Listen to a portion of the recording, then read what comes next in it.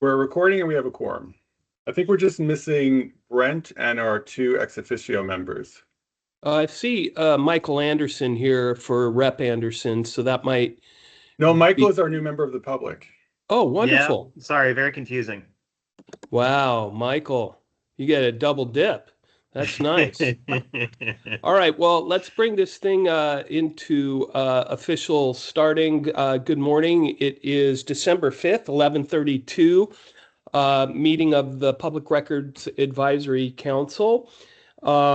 We have an agenda to approve. I assume everybody has the agenda at this point and is up and running. Any additions, suggestions, changes, etc.? Mark, Yes, sir.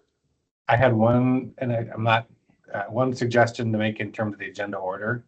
Yes, sir. Might it make sense for the bylaws subcommittee report, so item 4 before you report on the initial annual review, since that bylaws work sort of touches on that? Would it be helpful to do that first, or do you want to? So we'll modify number 4 to go prior to number 3. How's that? Is that what your intention was, Scott? Yeah, Are there any only concerns? because most of what I'm going to talk about sets that up. That works for me. So I'll make that modification. Any others? Okay, hearing none. The agenda is approved. I'm going to ask Mr. Albert to provide us an update of new members and reappointments of current members. Todd, please take it away.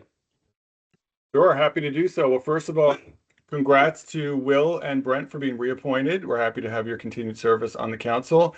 And welcome to two new members, April Ehrlich, a representative of a member of the media, and Michael Anderson, representative of the public. We're not quite fully staffed yet, but we're getting there. And Mark, I'll leave it to you if you want to put them on the hot seat and have them say hello.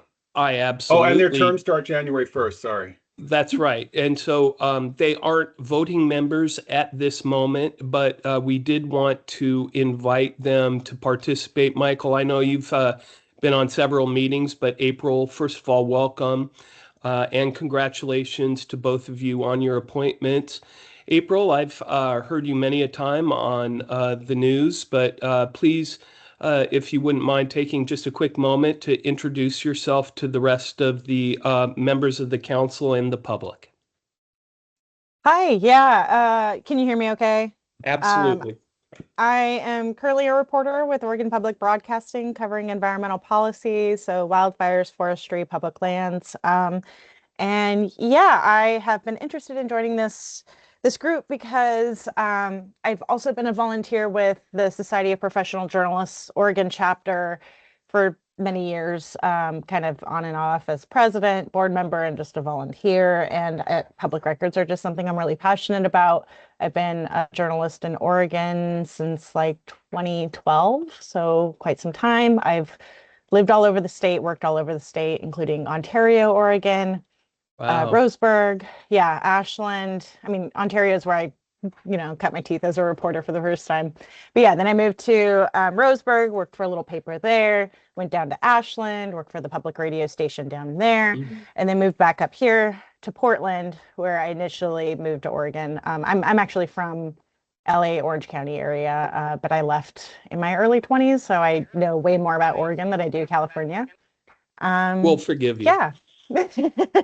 It's embarrassing to admit, but at the same time, I got those are my roots. So yeah, and I'm not super familiar with everything that we do here. I'm hoping to kind of learn as I go. I've watched a couple of meetings, but mostly I just want to learn a little bit more and just get a little bit more involved in public records in this state. So I'm really happy to be here, and thanks for having me. Well, we're happy to have you, April.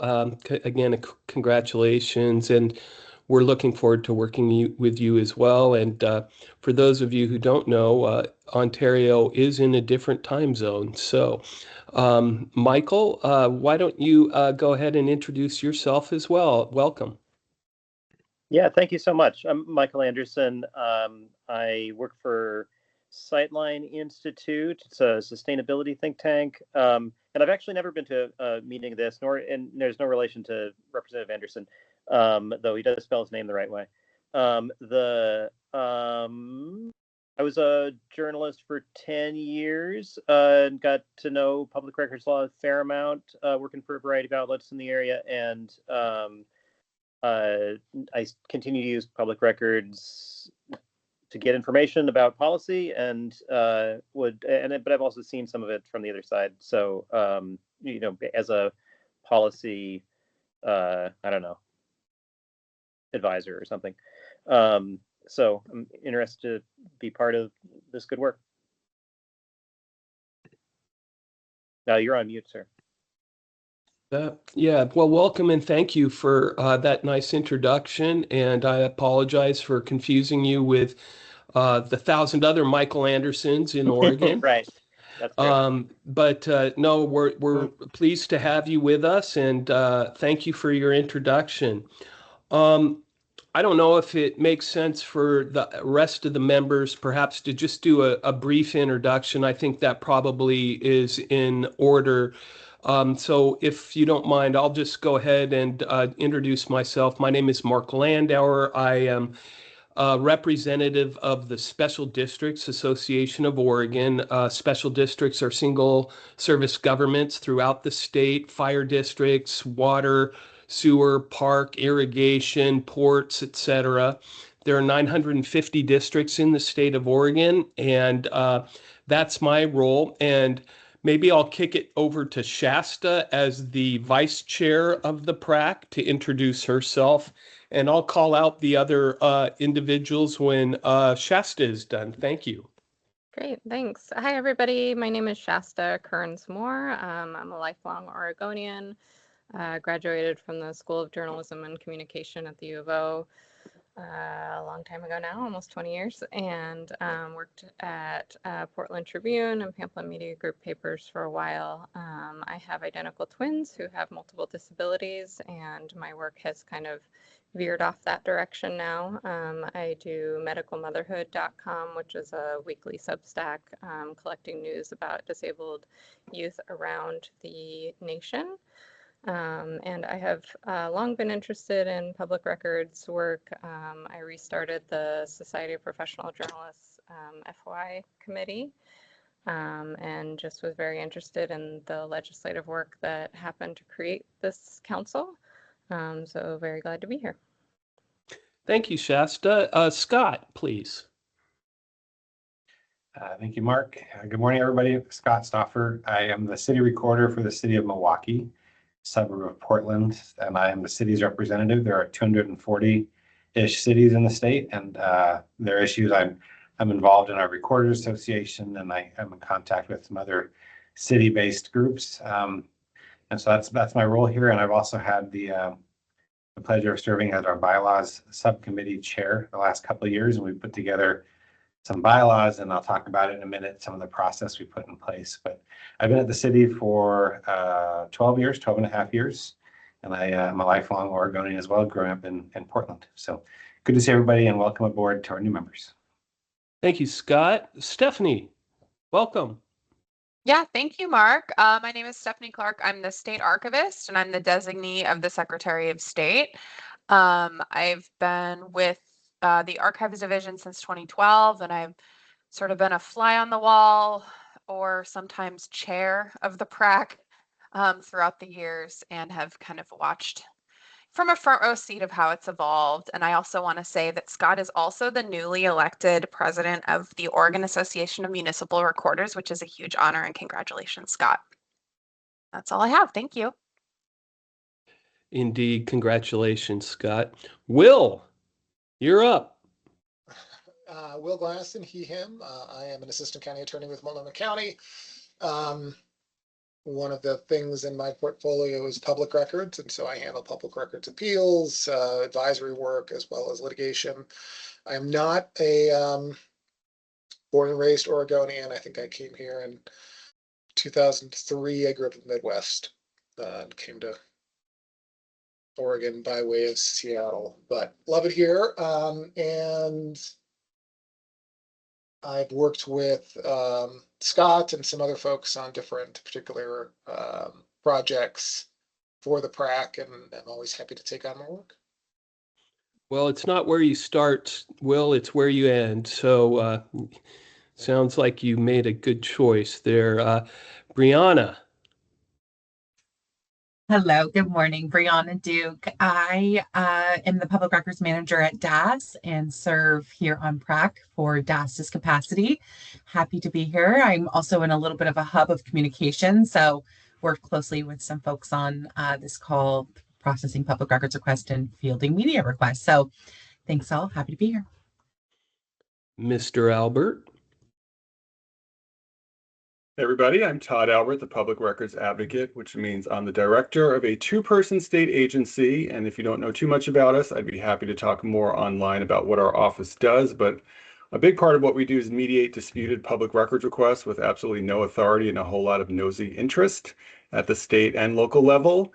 I'm also your primary contact for information or issues regarding the council, and that's especially important to avoid any public meetings violations. So if you have any questions or concerns, please feel free to reach out to me directly. Don't email the whole council so we don't get in trouble. And I will do everything I can to assist you. And since we all seem to be confessing that those of us who are not Oregonians where we're from, I'm from New York originally, born and raised in Brooklyn, happy to have become an Oregonian since 2013. I mean, I had a beard for years, so it just seemed like a natural fit. And welcome to the council. And he likes wearing plaid occasionally. Did I miss anybody? I don't think Cameron is a member, is he? Well, he should be an honorary member, but don't forget Brent. Brent. Is Brent hiding? Where's Brent? Oh, we have a second page, don't we? I missed that. Brent, okay. Please. Thank you. Thanks, Mark. That's all right. Hello, everyone. I'm Brent Walth. I'm currently an associate professor here at the Journalism School at the University of Oregon. It's also where I graduated. I grew up just outside of Portland. Scott, my hometown is Milwaukee. Proud of it. You bet. I worked as a journalist at various places, Daily Journal of Commerce, Register Guard, The Oregonian. I really cut my teeth as a young reporter at Willamette Week, and I finished my career as the managing editor of that paper. And I've been here 11 years. And I, too, am a big believer in public records. I started filing public records requests in 1984, back when it was much simpler and much clearer. And I feel very strongly about public disclosure, and I'm really honored to be on the council. So thank you. Yeah, if my memory serves, Brent, in 1984 we didn't have cell phones or text messages, right? So That's right. Things have become a little bit more complicated indeed. Well, thank you for the introduction, everybody. I'd like to begin our third agenda item, which is an update on the work by the Bylaw Subcommittee regarding the Public Record Advocates Annual Performance Review and the Council's Biennial Report. We'll be taking a vote today on this material. And so, Scott, I believe you're going to lead us off on this. Thank you very much. Indeed, I am, and I'll just get the bylaws up here to share my screen with them here. All right, can everyone see? Maybe I can give a little context here for folks, just real briefly, Scott. Sure. Folks, for those of you who are new, and perhaps for those of you in the public, the Public Records Advisory Council has been working for the last, I would say, year or so on bylaws. Now, you may wonder, why has it taken so long for us to get to bylaws? Well, that's a long, sordid story that would probably take about an hour to fully explain. But I can confidently say that we've been in need of some bylaws for quite some time. We've operated informally pretty much up until this year without bylaws. There are some substantive reasons for that I will refrain from going into, but I'm sure that if you are interested in that history, just feel free to give me a call at your convenience, and I'll talk your ear off for an hour. So I think that there are some very legitimate reasons it's taken us this long, but I'm really happy that we're at this point where we're just about, I believe, at the end of this whole process, and what we're about to adopt will be, I believe, Scott, our final modifications to the bylaws at this point. So please take it away, and I apologize for interrupting you, Scott. Quite all right. Thank you, Mark. As Mark said, we adopted these bylaws, and as you see on the screen there, we adopted them in June. And of course, at the same meeting, we felt the need to revise them right away. So they are already at least once revised. At that same meeting back in June, the full council asked the bylaw subcommittee to take a look at 2 processes and then incorporate those processes into the bylaws. So that is essentially what we bring to you today. The 2 processes that we discussed and kind of fleshed out kind of how they should go, and then put them in the bylaws here. One was the annual performance review of the public records advocate. It's one of the council's primary roles is to perform a performance review of the advocate. And then biannually, so every other year when the legislature is getting ready to have their long session, the council is required by the statute that created the council to prepare and provide a report to the legislature. So those are the 2 processes that the subcommittee looked at over the last 6 months. And really in pretty efficient manner, we came to a conclusion on some language. Thank you to Will for helping me draft that language. And then thank you to the subcommittee for taking the time in the last few months to look it over. What I'll run through really quick here, I hope you had a chance to maybe look at it before the meeting. I won't read it line for line. I'll just go touch on some of the stuff real quick. But what you see here is was unanimously supported by the bylaw subcommittee, and the recommendation, as Mark suggested, is that the council today consider these proposed changes, and then the recommendation from the subcommittees to vote to adopt these changes to our bylaws. So most of what you see here is, and everyone sees my screen, you can see the Word document that I'm scrolling through.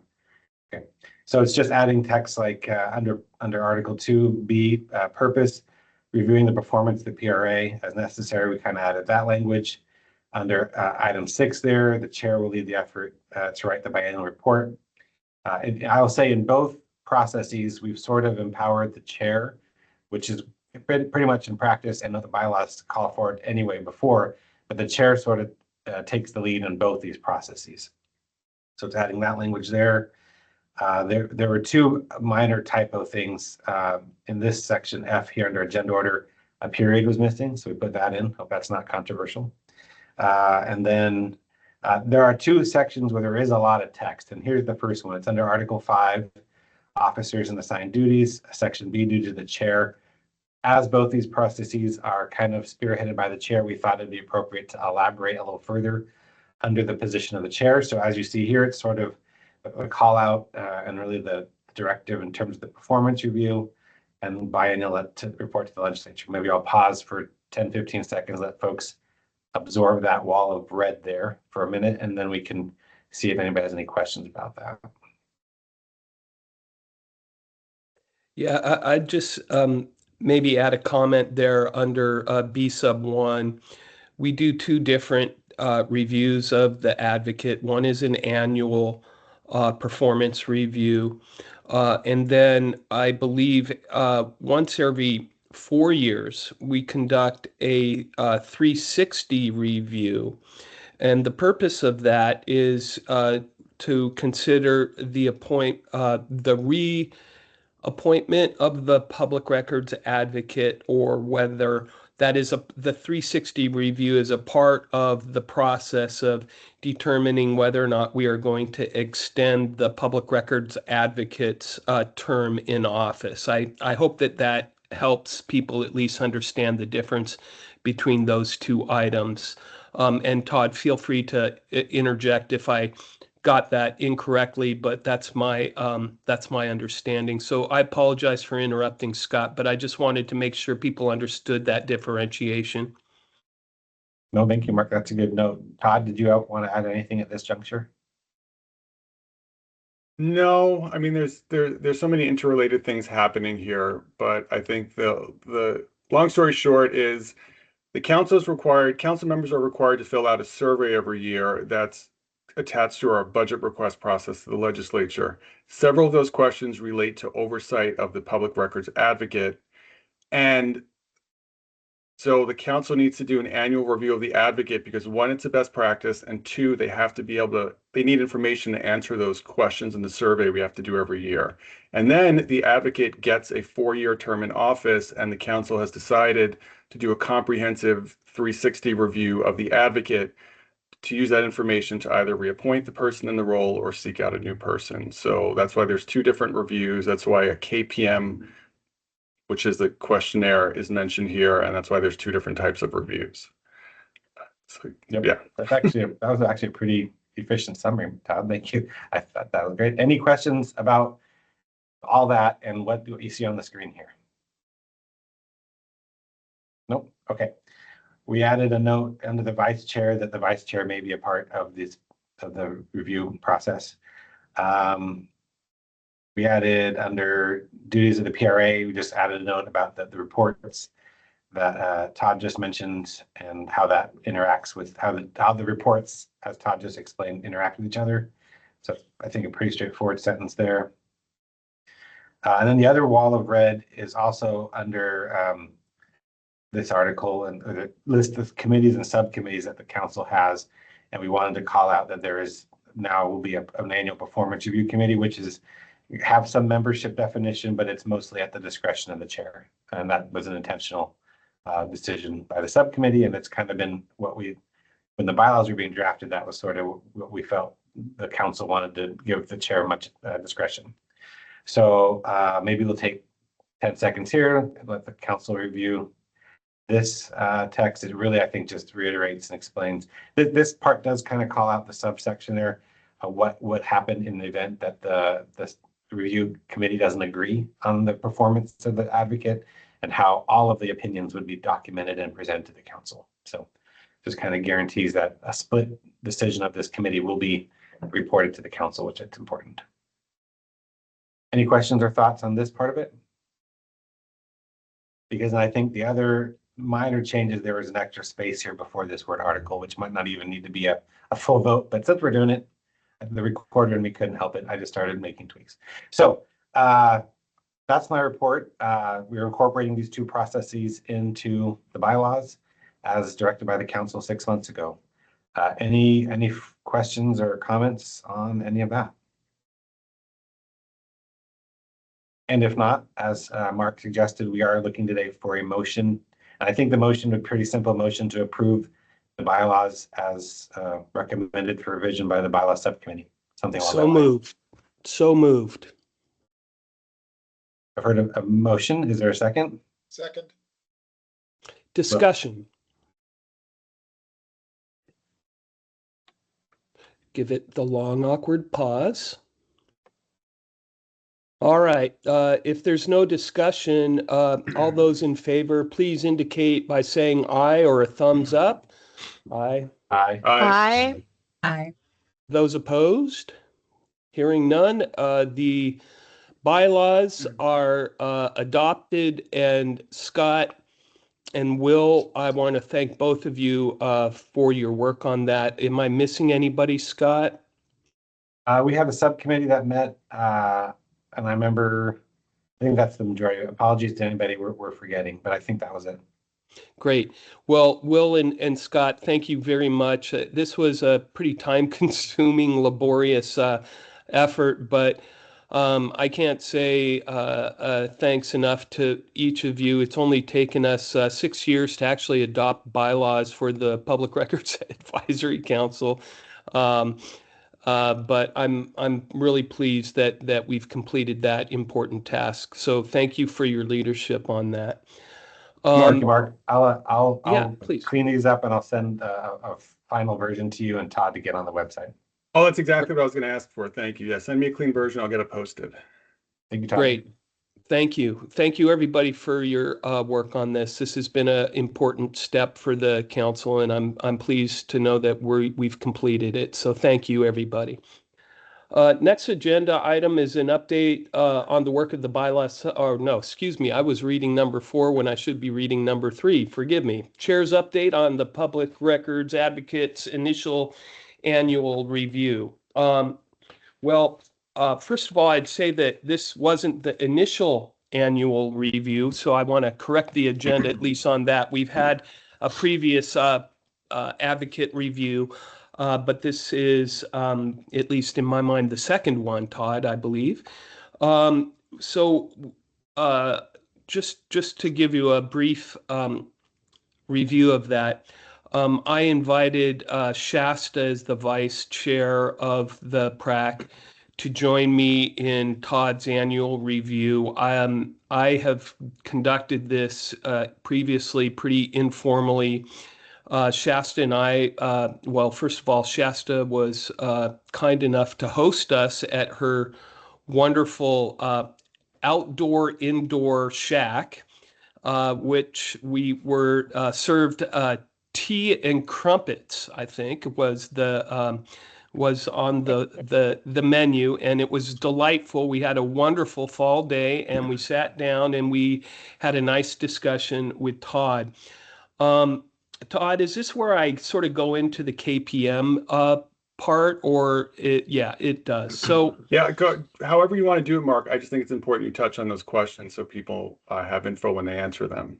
Yeah. So Shasta and I had a fairly informal conversation with Todd. I won't go into great detail. We affirmed that we believe that Todd is doing an excellent job. There are a few areas of improvement that we asked for.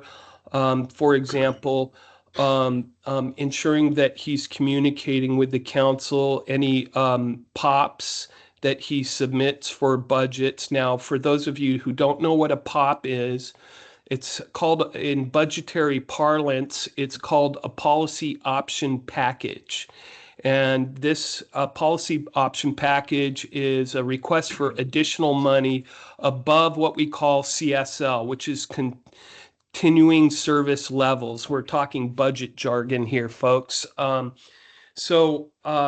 And we've also asked Todd to ensure that prior to submittal of his annual agency requested budget, that he report to the council what his agency requested budget is. Now, beyond that, we believe that Todd was doing and has been doing an excellent job. Shasta, I'm going to ask you to chime in if I've missed anything. One of the things, though, that we have to do when we conduct these reviews is review what are called the key performance measures, okay? And those are what we call KPMs. Key performance measures are essentially a measuring stick that the Ways and Means Committee uses to examine whether or not an agency is following their mission, their goals, things of that nature.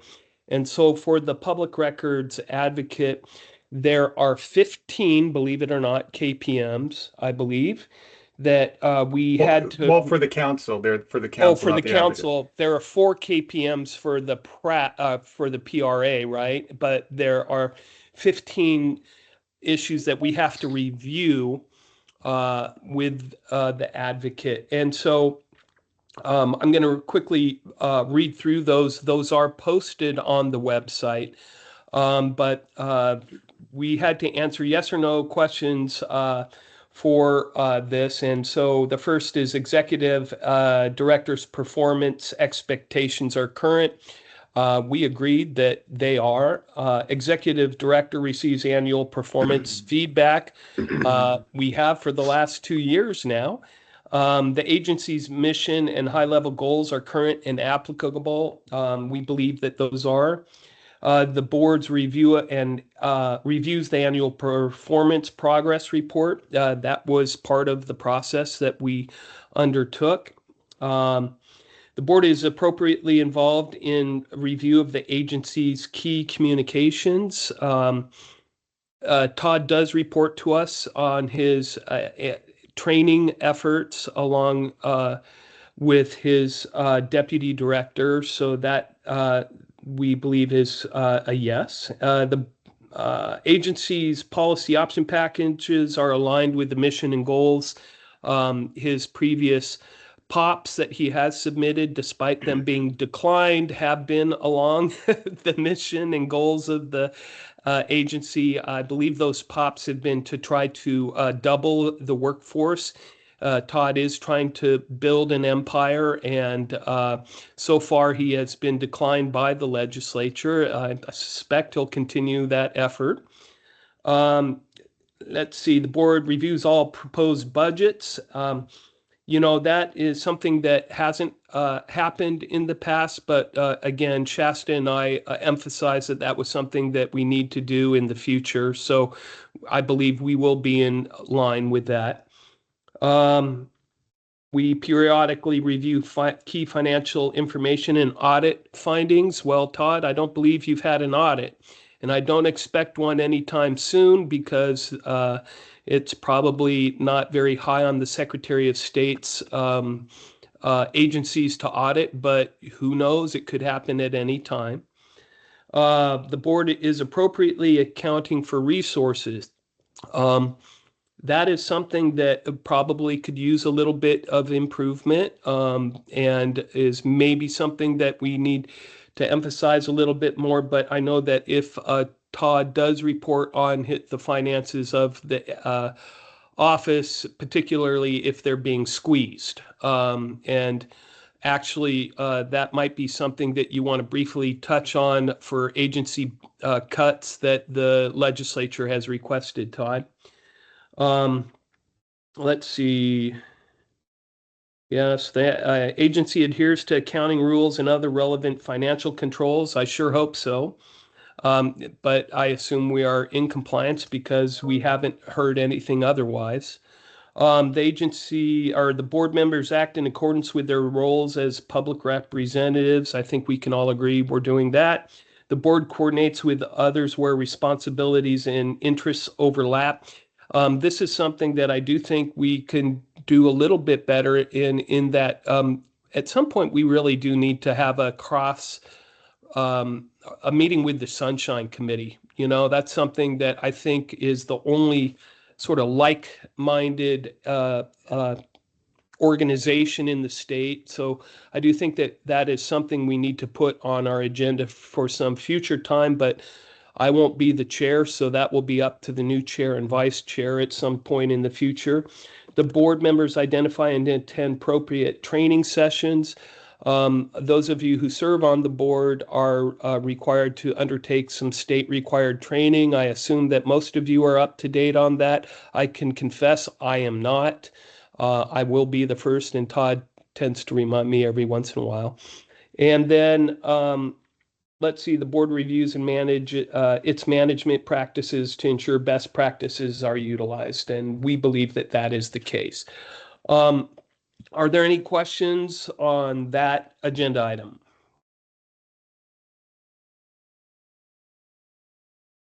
Oh, Todd, dang it. I was just about ready to move on. All right, got Todd. out of it. No, I won't belabor this. I just think it's important for current and new members to keep in mind sort of I don't really want to say tension, but the unique relationship between the Office of the Public Records Advocate and the Public Record Advisory Council, starting with the fact that I am not only the board's employee and executive director, I'm also a voting member. So there's that weird crossover that doesn't really seem to exist elsewhere in government. But more importantly, I'm going to speak now as the advocate and not a member of this board, which is that the advocate is appointed to a 4-year term. The advocate can only be removed for cause, and a lot of the current structure of both my office and the council is due to the fact that there was a clear desire for independence of the advocate's work. So even in my interactions with the board, I think it's important to keep in mind that I'm of the opinion as the current advocate that a lot of issues should remain in my discretion in terms of how the advocate operates, runs the office, interacts with constituents, and does the work. And of course, the board maintains its oversight of the office, but I think it's necessary to keep that the nature of the relationship in mind, understand there might be tension and the need for constant sort of negotiation as to what that relationship should look like and how much oversight the council actually wants, how much oversight the advocate will accept, and how do we negotiate any issues that arise within that. I don't think there are any issues at the moment. I think this has been a fantastic relationship that's made this office grow and develop in a really special way. I just think it's something we need to keep in mind as we answer these questions. Because you read one, Mark, for instance, that really made me think about this. One of the questions, which now I'm not seeing, but because for some of them, I think for a board that has a lot of oversight and control over a public body, the answer might be no, like we're not significantly involved. But for a council that understands the agency needs to operate with some level of independence, the answer could be yes, because we don't really get involved with that issue. So I just think as people consider these questions, as we answer them, as concerns arise, this might be something we need to have an ongoing conversation about that back and forth and where the sort of independence / supervision sort of lies. So I'm just putting that out there. It's not, I don't see it as an issue right now. I don't think it's really been an issue during my tenure in this role. But now that we're continuing to formalize our work and oversight, these types of issues may arise. So just kind of like a bug to put in everyone's ear, but not your brain, just your ear. I will say, Todd, that that tension did arise previous to Todd's chair being the advocate, and so that was an interesting time, but I won't go into details. Any questions for Todd? Not seeing any, so we'll move along to agenda item number 5. Update on the council's public body survey and next steps. Shasta, I assume you're going to take this one away for us, right? Get on, yes. Can I share my screen? Let's see.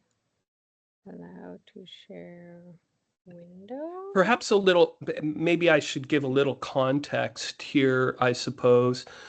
One of the requirements for well, I don't know if it's yes, it is a requirement, Todd, that we survey and public agencies from time to time. That is a part of our statutory requirements. We did one if my memory serves me correctly, the last survey we conducted was in 2019. And that was quite some time ago. Again, for those of you who may wonder why it's taken us 6 years to conduct another survey, that would be my hour-long phone call with each of you. A lot of distractions had occurred, and so now that we're back sort of into a normalized situation, we thought it was very important to issue another survey. So Shasta, I apologize for interrupting you, but I think that providing a little context for those of you who are new is important. So please forgive me for interrupting you, but I just wanted to give a little context there. Thank you. Sounds good.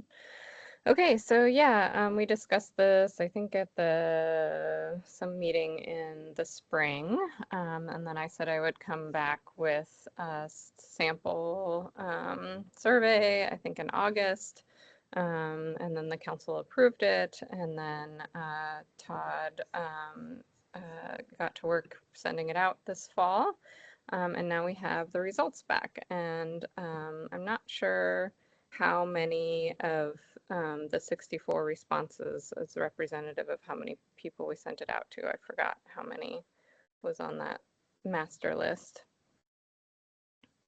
Maybe Todd knows. You want me to tell you? Sure. Well, it was all state agencies in the executive branch that DAS sort of has oversight over, I believe, and Brianna could correct me if that's wrong, and then 60 county, city, special district, school district, public bodies as well.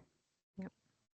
So this is just a representative sample. It's not like every agency in Oregon or even every agency in the state, but just kind of giving us a snapshot of what's going on, what kind of successes and challenges there are in the public record space in the state.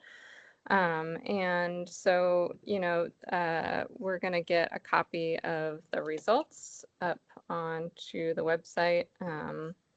But just for the purposes of this meeting, here I pasted it here.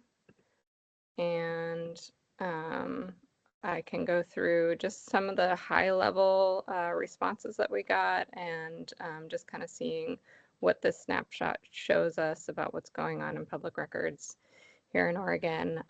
If there are any journalists listening, I highly recommend somebody do a story on this. I think it's fascinating. There's a lot of kind of granular detail in here, especially in the last two questions, which I'll get to here at the end. So we had, out of the 64 responses, a little more than half were state agencies, and then kind of on down the line, county, city, school districts, special districts. These are the populations that each of the agencies serve. So, again, like 45% were the entire state. And then there were kind of smaller ones, 20% was between 100,000 and I believe it's 500,000. So kind of some of those big Portland metro areas. This was a little interesting. Most people do have a designated public records officer. Finding out who that one is that doesn't, or the one in progress, would be pretty interesting. Now these bar graphs, I kind of got rid of most of them because they're not very helpful. What it's showing here is that 22 of the responses said 0. So I don't know how useful that is, but when you go into the spreadsheet, you can kind of get some of that more granular data and attach it to the name of the agency. So you can kind of find out which agencies had a lot of requests that were denied in full, things like that. So how many requests denied in part? Again, something like 60% of agencies didn't deny any requests in part, and that's what that 0 is showing you there. So yeah, and then how many requests took longer than 15 business days to complete.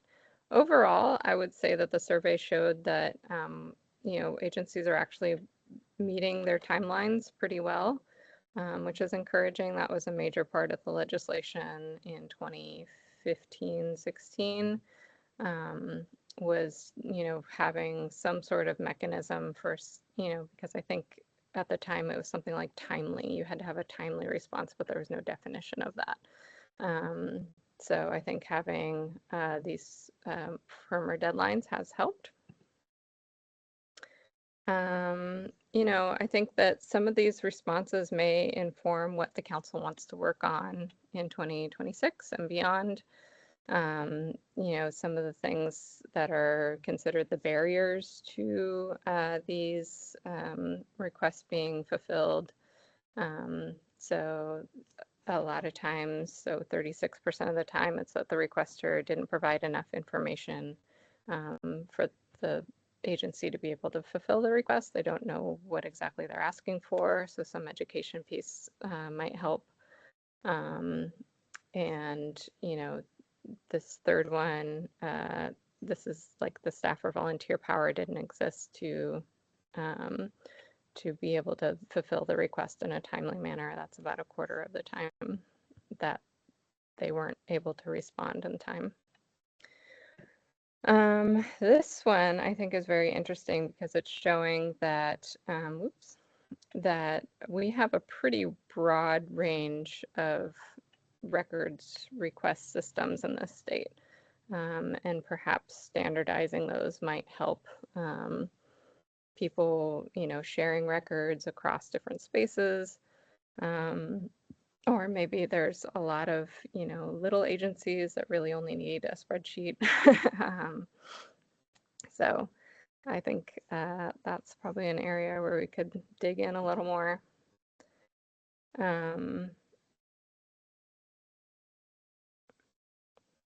So this is, if a member of the media requests, you know, the dwindling number of members of the media that are out there, if they request public records, is there a mechanism for waiving the fee in the public interest? That is another part of Oregon statute, is that if you make a request in the public interest, meaning you're planning to, you know, use this in reporting, you can have your fee waived in full or in part. So some agencies kind of automatically do that and other agencies do not.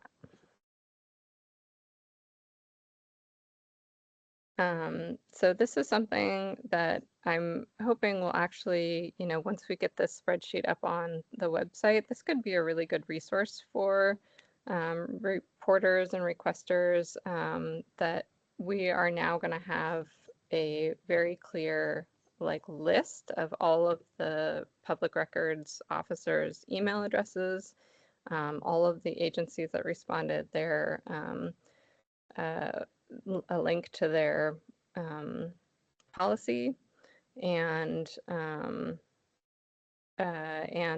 like the way to make a public records request. So I think that'll be a good resource for the state, that we will now have collected all of those in one central location.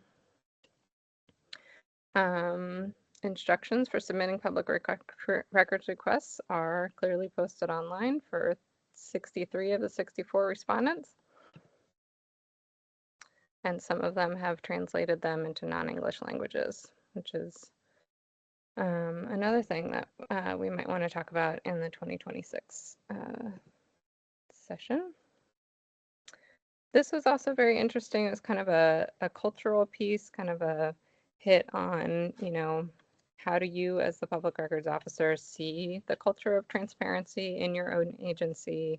Is that something that people are really eager to tell the public what they're doing, or not? And, you know, I'm pretty encouraged that really no one selected, you know, people are very secretive here. So at least in their own self-assessment, it feels like they think that they're very transparent most of the time. This is also something that we might want to make a recommendation for as a council, that agency heads or managers do receive regular or onboarding training around public records law, as one of the other, you know, and also with staff receiving training on public records law. So one of the things that we public records advocates like to say a lot is that it is it's a law of disclosure. It's a law of, we should, you know, really be kind of front loading this idea that anything that you're doing for government is in the public interest and should be transparent. It's not an add-on. It's not an extra. It is central to the work that you're doing. So kind of making sure that that is just as much a part of their training as, you know, the work that they're doing, I think would be a good place for us to advocate. So there are many more interesting responses in the full document. And again, what I was going to say about the last two questions, I think are very interesting, is some of the challenges that your agency faces in responding to requests, and what sort of resources and support would help your agency improve transparency. I think if folks have time kind of skimming through those answers, I mean, some of them, a lot of them are very thoughtful, and they really took some time to provide us some feedback. So I think it'd be really great if we kind of also were pretty thoughtful about the things that they're requesting, the challenges that they've identified, to kind of inform our work going forward. Any questions? Shasta, is the survey, are we at the completion stage, or are we still, can you tell us the status of the survey at this point? Yeah, I think we're past the deadline, right, Todd? So I think at this point, I'm probably looking for the council to kind of finalize the results, and we can publish them on the website. And then folks can kind of mine that spreadsheet for stories and information. Well, I don't think we put an adoption on this or on our agenda. And so I want to be sure that we kind of try to follow public meeting law here. Todd, please help me. Well, I was just going to suggest we have next steps included in this agenda item. So that could be a vote. I was thinking, because this is our council, so what else? Create a subcommittee to sort of parse these results, figure out in what format we want to publish and what else we may want to do with it, including suggestions back to the full council about possible legislative fixes, maybe updates to the trainings I provide, reaching out to some specific public bodies that indicated particular issues. I think this is worth like a lot more discussion and more than we could do here. I do too. So I don't know if you'd like a motion or we want to talk about some more. No, yeah, maybe I have an idea here. Could we I'm thinking, give me a moment. I would like to perhaps carry this item over to the next agenda for suggested actions. I think that makes a lot of sense. I don't want this to just be compiled and put on a bookshelf to gain or to gather dust. I think there's a lot of important and valuable information here. But it's my, as some of you already know, I plan to step down as the chair today, and I'd like to perhaps give this item to the next group of chair and vice chair to take on what would be the next steps with this important information, if that makes sense. How we go about doing that, I suppose, will be up to the new chair and vice chair. So perhaps what I'd like to do is suggest that we carry this over to the next agenda item, despite the fact that I won't be the chair at that time, so that the new chair and vice chair can discuss possible next steps. Does that make sense, or how do folks want to deal with this? That makes sense to me, Mark. Sorry, Shasta. That makes sense to me. And my only other observation, Shasta, you mentioned putting this on the website. It is on there in one format. So I don't know why we would need the motion or a council vote to put it online when it's already there. If there's a discussion about, Todd, where you'd like to see it posted on the website, independent of the list where our meetings are, I think that might be a logistical thing. But I totally agree with your suggestion, Mark. We talk about it in the next year at the next council meeting, and if there's a better place to put it online, I think doesn't necessarily, to me, I don't think that would require a council directive since it's already out there. Todd. Well, I do have a placeholder on the web. So yeah, it's under today's meeting, and then I'll talk about the website update in a minute, but I created a new drop-down menu that includes surveys the council will do. So 2019's is in that new menu. I intend to eventually add this survey as well, but if it's not in its final form, then I will wait until after the next council meeting and just leave it under the current meeting for now. But I do have a place for it when we're ready, like a permanent place. Yeah, I guess that begs the question of Shasta. Shasta, is this presentation in its final form? Do we need to update the current survey that's on the website with this?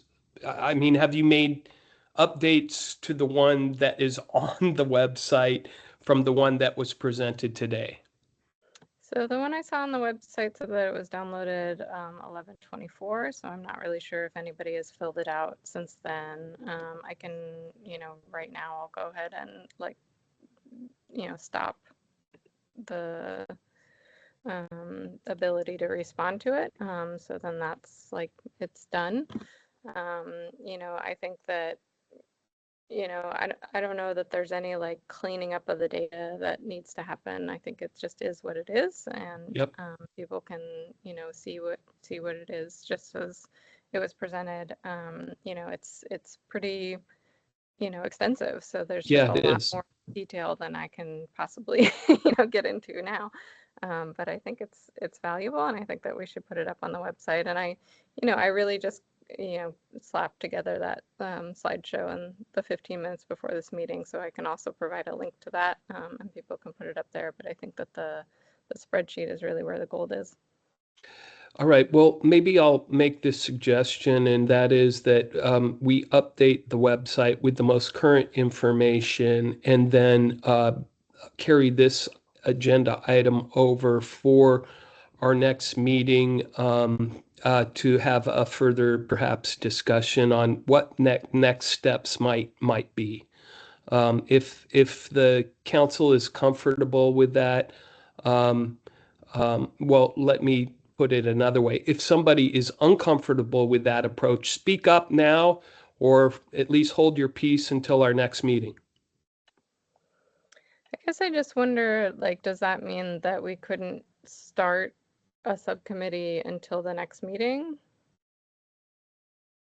Well, do we want to form a subcommittee today? I guess, Todd, that's a question of whether or not we're breaking a public meeting. I guess next steps would potentially include the formation of a subcommittee, and so I don't think that that's necessarily out of bounds.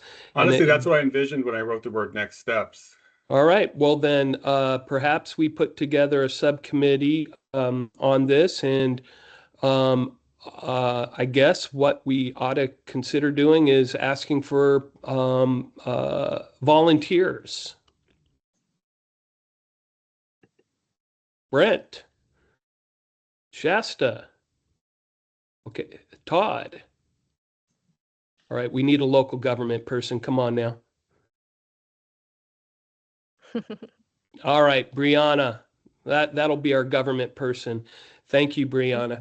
I just want, for those of you who are not necessarily familiar with how I've at least tried to run this council, is I really do try to have everybody represented on various subcommittees, whether that's the public, government, or the media. So I always do try to have balance. That's my goal. Some may disagree with that, but it's worked for at least the last 4 years, so I'm sticking with it. So thank you, Brianna, for volunteering on that. Okay, so are we, we'll update the website with the most current information if it hasn't been already. And Shasta, I want to say just thank you. This is a really impressive survey that you undertook, and I have to confess I'm even more impressed with all the pie graphs and charts and whatnot. Frankly, I couldn't do that, and so I'm glad we have somebody who knows how to use spreadsheets and create pie graphs and all that kind of stuff, because I would not be able to do so. Ms. Grisham, I'll ask you to just hold on for a second because I'm looking for comments from the council members themselves. We will have a public comment period at the end of our meeting. Scott, please. Thank you, Mark. A couple of really nerdy bylaw questions in terms of what we just did. And then I did want to flag the question that April posted in the chat, because I'm curious about that too. The question there is, does the PrAC issue press releases? And I think that she, don't want to speak for April, but I think she typed that when we were talking about sharing the information on the website. And so it doesn't necessarily be answered now, but do we issue press releases? Or have we ever? I feel like we have in the past, but I don't know who wrote them. I don't recall that we have actually undertaken although we may have when we conducted the first survey, Todd, back in the day. That may have been, there may have been a press release, but I agree. Once we get the final survey up on the website, I would agree that it would behoove us to put out a press release to that effect. And maybe what I'll do is ask one of our friends from the media, one of our members from the media, to assist Mr. Albert in perhaps putting one together for issuance at the time of the website being updated, and be sure that the press release provides direction to the actual survey. I know that that would be done, but I just want to say it for obvious reasons. So perhaps I could get a volunteer to work with Todd to issue a press release at the appropriate time. Thank you, Shasta. That would be great. I think that's a really good idea, and points the public to the good work that we, and more specifically Shasta, has done under this this item. So Shasta, again, really impressive work. I really am truly impressed. So thank you for your hard work on that. And any other comments at this point? Yes, Scott. Yep, sorry. Putting my bylaw nerd hat on real quick. I think I just detected that the council created a new subcommittee just now, which is great. I want to make sure that there's no questions about the authority of the subcommittee. The bylaws say that a majority of the members will need to consent to the formation. To me, that doesn't necessarily say we have to have a formal vote, and I didn't hear any objections, so I think we might be there, but I just wanted to call it out. Does anyone think we need a formal motion to create the new subcommittee? No, I think we got a consensus. Good. Just wanted to make sure it's in the notes there. Second, what do we want to call the new subcommittee? And do we want to ask the bylaws committee to put this subcommittee in the bylaws? I don't think we need to put it in the bylaws, Scott. Yep. It seems to me that we already have the authority to create subcommittees under the bylaws, so I don't think we need a special carve out for this one. What was your first question there, though? I forgot that one. My first question is about process. Subcommittee. We need a vote to create it, but we got a consensus, so we don't. And I want to know if you wanted the bylaws subcommittee to put it in the bylaws, but I don't want to amend the bylaws again, so thank you for entertaining my if we can avoid it anyway. That's asking. Okay, great. Wonderful. Again, Shasta, thank you for your great work on this. This is really important, and I think is very much worthy of a press release. So thank you for volunteering and helping Todd on that. Go ahead, Shasta. Yeah, just so for process, I think it should be called the Survey Results Subcommittee. Keep it simple. And I will just email the 4 people who volunteered and go from there. Thank you, everybody. Great work. That's really important, and I think we'll show the public some of the good work that we're actually doing. Todd, please. Sorry, I'm going to veer back into public meetings nerdery now. Shasta, what do you mean about emailing the other members? Because we have to be careful about serial meetings. Yeah, we want to make sure we don't have a quorum within that email, please.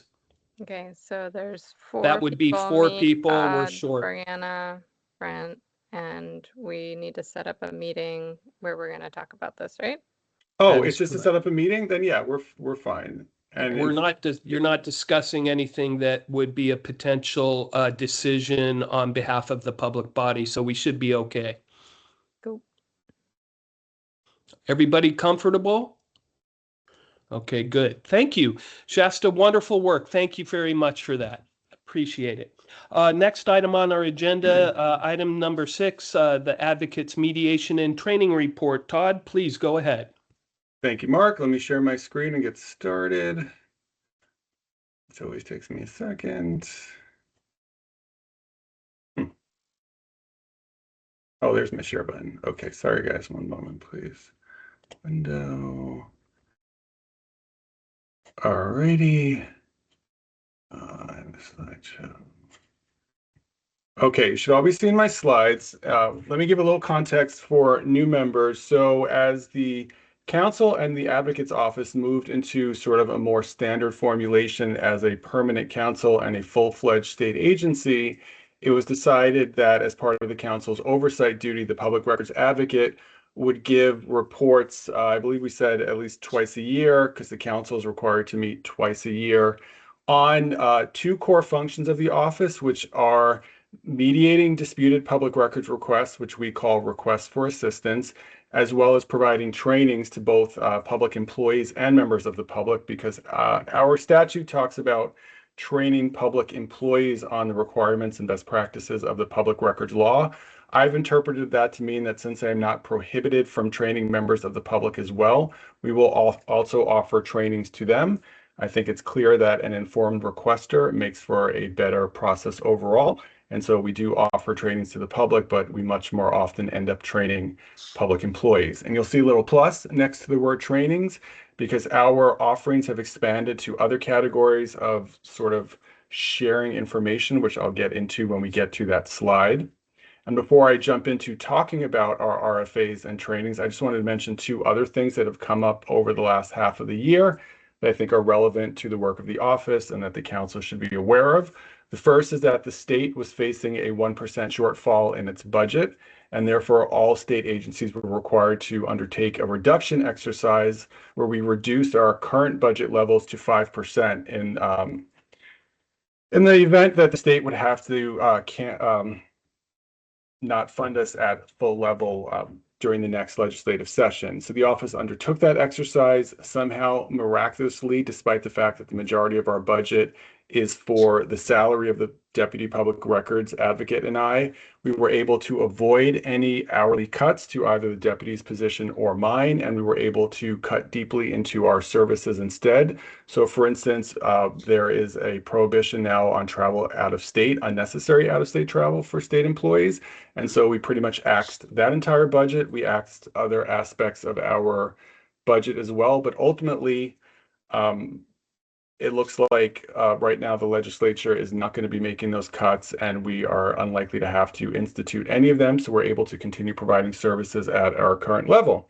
I don't anticipate getting additional staff in the next legislative session, something we've been trying to do for many years. So I suspect when I come back to this council to talk about our budget, although it will not have been reduced by 5%, I think we will be looking to maintain our current service level with an adjustment for inflation as as cost of things go up. But we're in good shape. We're able to provide full services, and we're not looking at any reduction in our budget at this point.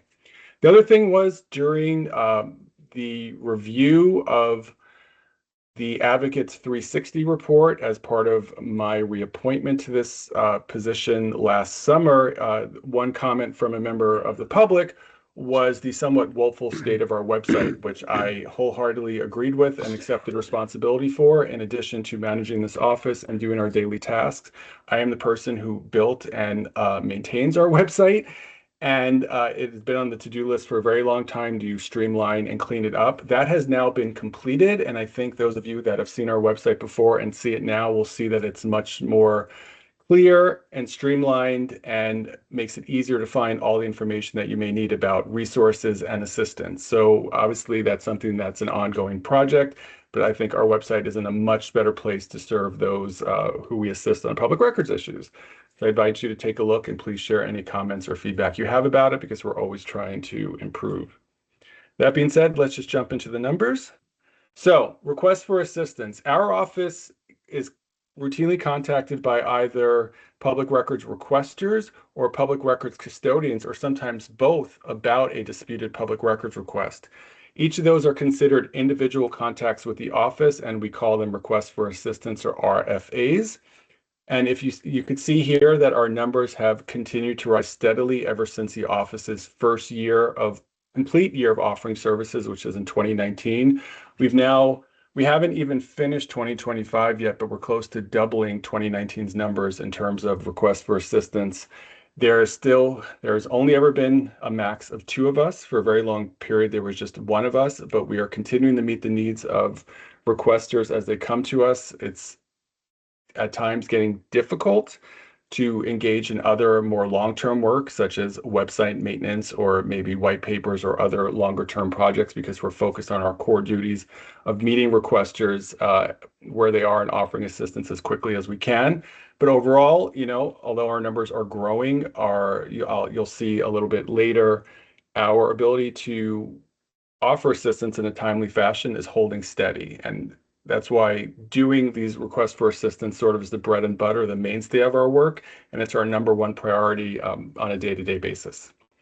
So I'll just pause here for a moment. I'm curious if anyone has any questions about these numbers, and if not, I'll just move on to the next slide.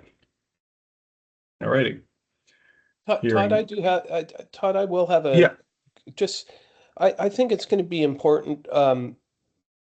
Do you, I guess here's my suggestion. I don't know if you put this report up on to the website, but I think that's, oh, okay, wonderful.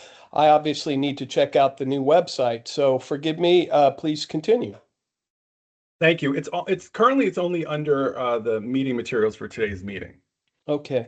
I do think that it would be wise to put this sort of in a more permanent spot on an annual basis. These numbers are really important for the public to know, and importantly the legislature, right?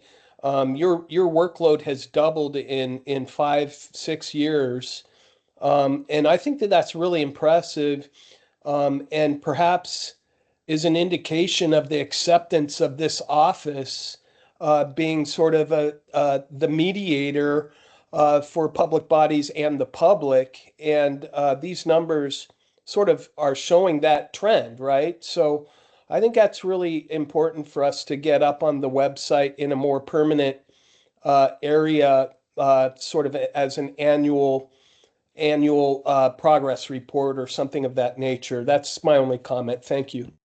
Thanks, Mark. No, I think that's a great idea. You know, one of our key performance measures that we report on to the legislature is our RFAs, our work mediating disputed requests. And it's one of our KPMs, and it's the way we report on it is through tracking our numbers, such as we're doing here. So certainly the legislature will get this information when it's time, but we have enough of these reports at this point that I think it could make for a pretty substantial subsection of the website where people could review these numbers themselves. So I will add that to our website as a drop-down menu for sure. Just as a reminder, these are the categories of information that we track on our RFA sheet. We try to really capture, you know, who's asking for assistance, what public body is involved, the nature of the issue, and the work we've done on it, as well as how long it takes to resolve the case.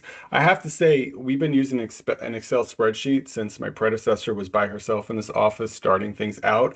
It made sense when there was just her or then just me on my own. We didn't have a lot of reporting duties. But the Excel spreadsheet format is becoming a bit unwieldy now that there's two of us and there's so many categories of information to report on. So Yufeng and I will be meeting soon to explore new systems, hopefully cheap or free ones that will do a better job of tracking and collating our data. The helpful part is that nothing we track is confidential. So you don't really have very large data security issues in that regard. Everything we put into that form can be disclosed without redactions, and that'll make it easier, I think, to also choose an effective system. But nevertheless, it'll still be essentially this information that we're looking to gather in any new system. And so here are the numbers on our RFAs. So this is pretty much the whole year at a glance. We've received, at this point, as you saw, 355 individual requests for assistance. We're probably up to 358 since I completed this yesterday. We've had 55 of those RFAs were actually instituted by state and local governments. And I think, Mark, to your point, that is a measure of our success, because more and more often, public bodies are reaching out to us as the first point of contact saying, hey, I don't know if you heard from this requester, but we are having difficulty figuring out what to do on this request, or we're anticipating this request, or we're even in the appellate process and we could use some advice and guidance here. So we're hearing from more and more public bodies, and more public bodies are referring requesters to us as part of the process of denying a public records request. They're telling them that they can appeal to their district attorney or the attorney general, depending on the public body, but they're also mentioning our office as a point of potential mediation. And I think that demonstrates acceptance within the world of public bodies that we are here to help. We had 23 individual requests from the media. There was an ask to break down those requests as well as requests from the general public by the type of public body they were seeking assistance with. So as you see, Out of those 23 media requests, 11 were about state agencies, 5 were about counties, 4 were about cities, and 3 were about special districts. And then, yes, sorry, Mark, three of them still needed some help, but nevertheless, it's our smallest number. And then, of course, the general public here, you can see represents sort of the meat here of the majority of our requests for assistance. I think they are truly who the office was envisioned helping when it comes to RFAs, and they are certainly taking advantage of our presence. The state accounts for the largest number of requests for assistance, followed by counties, cities, special districts, school districts, and then other or unknown. Sometimes requesters leave messages, I need help with a public records request. Then they don't get back to us and we never find out who they were actually looking for assistance with. Or it's about a private entity that is or is not subject to the public records law, but doesn't count as a public body.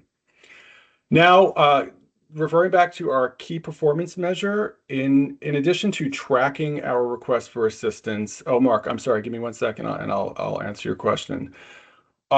One aspect of our key performance measure when it comes to tracking our RFAs is that the goal for 2026 is to close the majority of them within 7 days.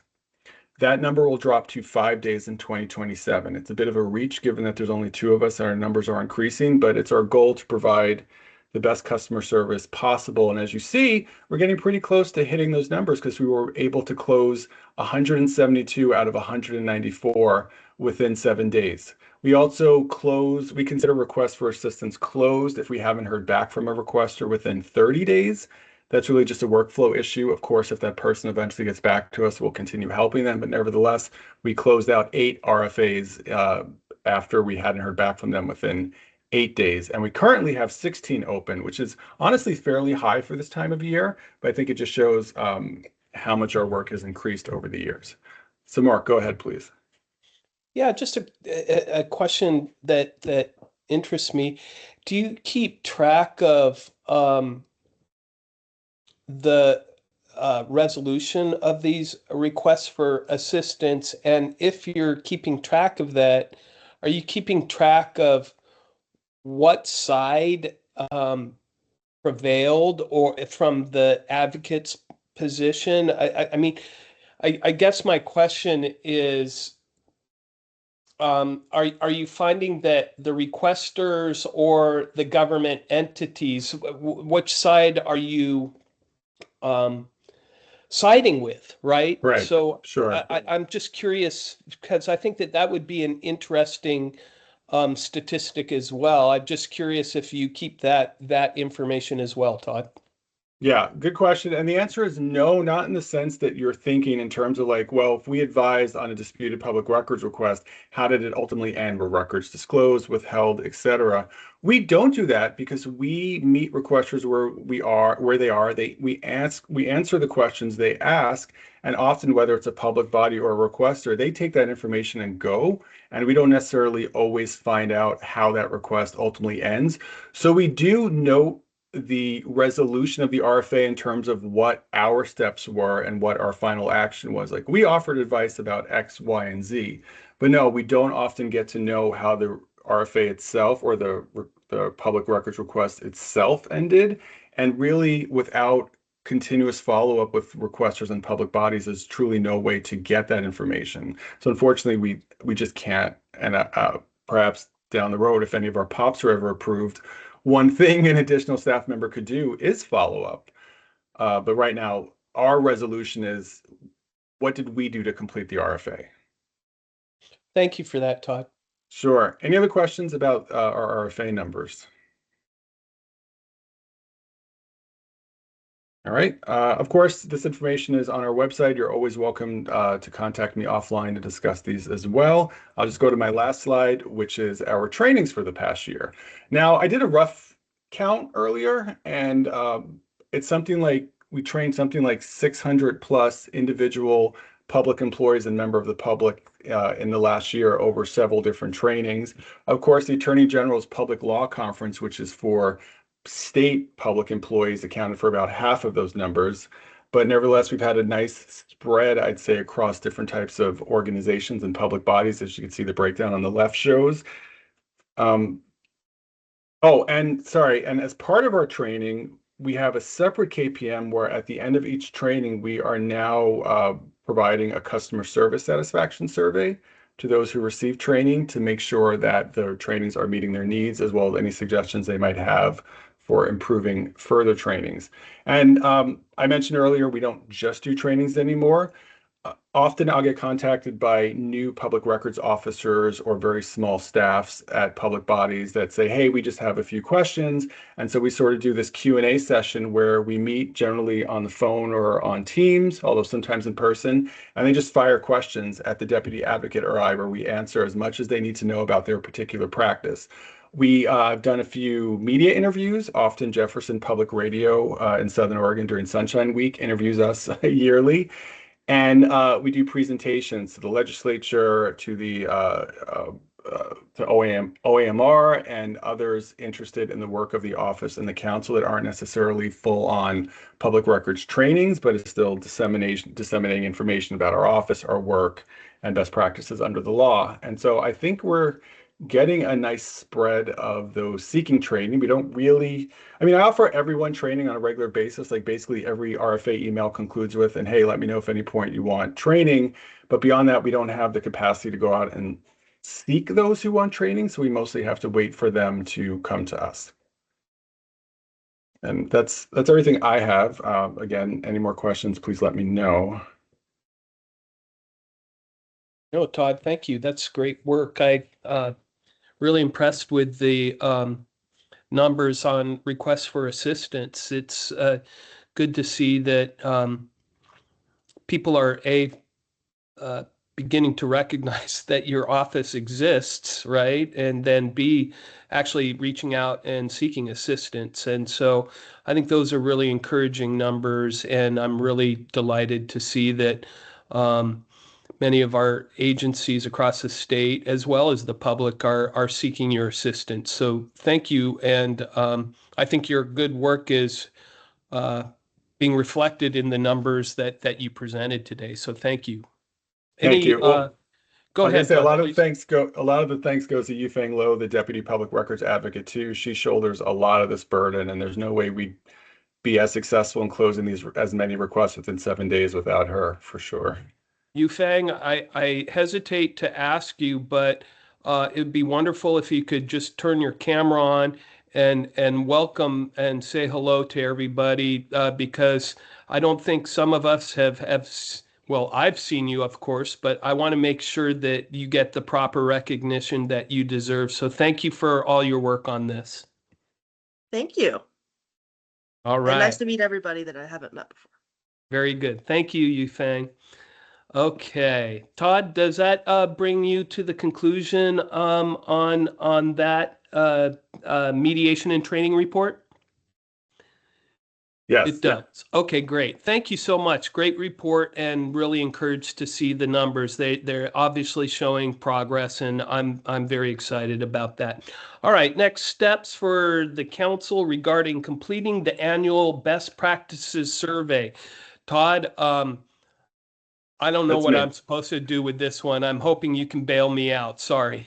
I will. Sorry, no, not bail you out, but yeah, I think this is more for me to talk about. So as I keep mentioning these KPMs, every state agency that presents a budget to the legislature has to demonstrate that it's effectively using government resources. They do that through approved key performance measures, aka KPMs. In other words, you are meeting your statutory goals in these set areas, and you could demonstrate, like numerically, that you're where you're supposed to be, so we can essentially entrust your agency with government funds. That's sort of my understanding, the rationale behind key performance measures.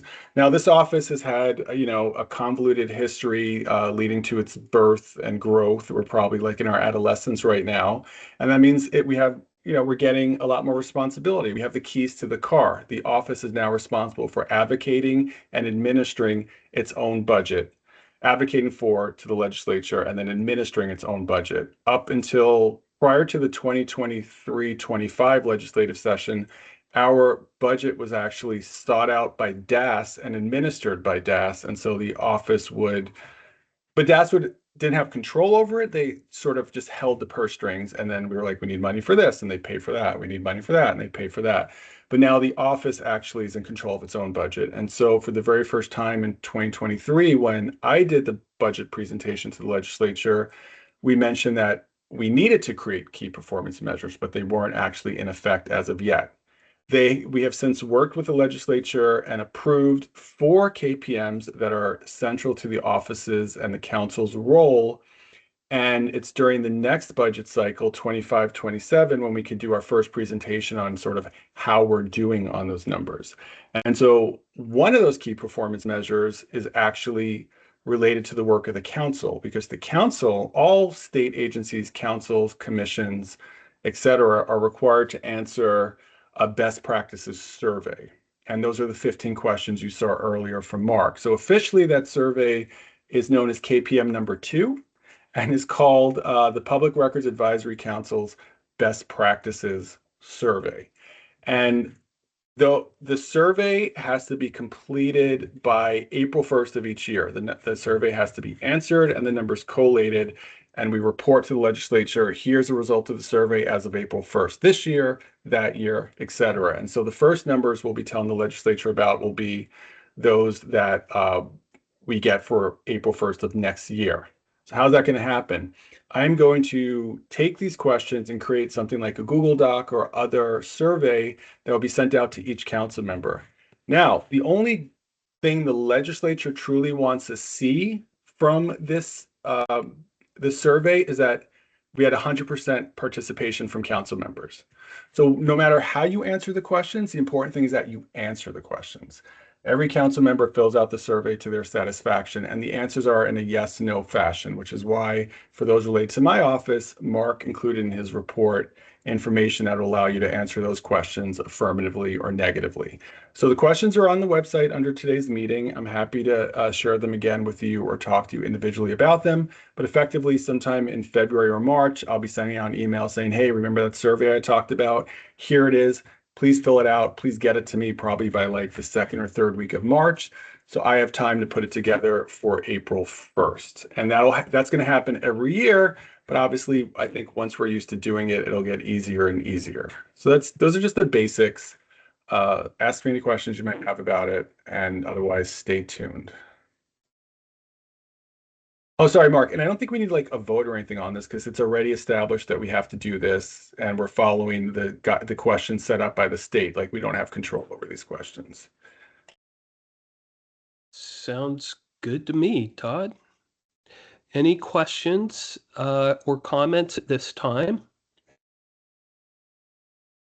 All right, the awkward pause is over. Thank you, Todd. I appreciate it very much. All right. Now for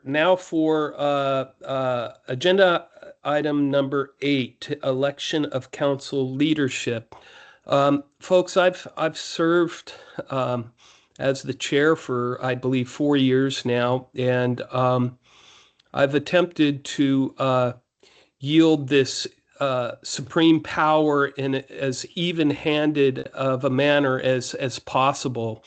I've always striven for the council to come from unanimity, although I know that that's a very difficult challenge at times. But I've also striven to have equilibrium on the leadership as well. So we've historically had a chair and vice chair representing the media and local government. My hope is that we'll continue to sort of continue in that type of spirit, but after today, I will no longer be the leader of this august body. But I did want to share my sort of thoughts because I believe that we do our best work when we're coming from unanimity. Having said that, though, I'm under no illusions that some of these issues are there's some passion behind them, as well as some very strong held feelings. And so there are certainly going to be disagreements at times. And that's been apparent, at least with some legislation in the past and perhaps even in the future. But I do believe that this is a place, an area where all sides have an opportunity to voice their opinions and hope that we can come to some type of a consensus on solutions.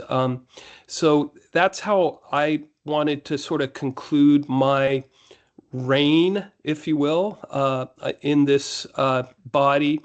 Just having said that, I hope that we continue the spirit of collaboration and cooperation, but that will no longer be my responsibility. And at this juncture, what I wanted to do, I want to make sure that every member of the council has an opportunity to serve as a leader in this body. And so if there are any people that are interested in serving as the chair of the Public Records Advisory Committee, I'd ask that you raise your hand at this time.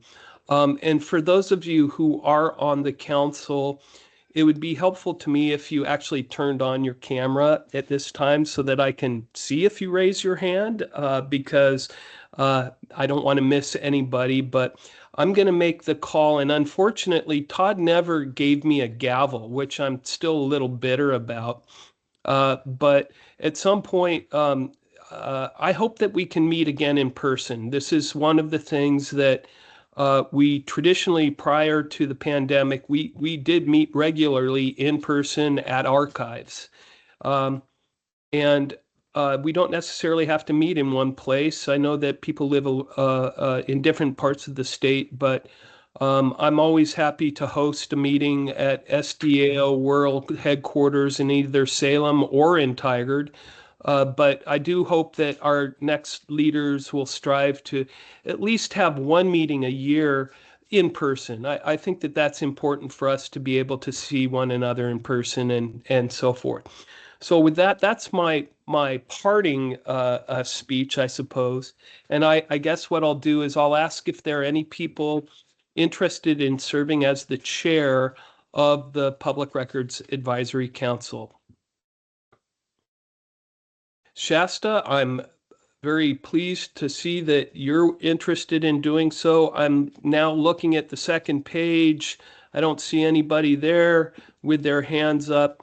I would make the motion then that Shasta Kearns Moore be the next chair of the Public Records Advisory Council. Are there any, is there a second? Second. Thank you, Scott. Discussion. Thank you, Shasta. And thank you, Mark, for your service. Thank you. Shasta, you are officially now the chair of the Public Records Advisory Council. Congratulations. I'm really excited that you're willing to do that. And I'm now officially handing you the gavel. You have it now in your possession, and I'll let you take over.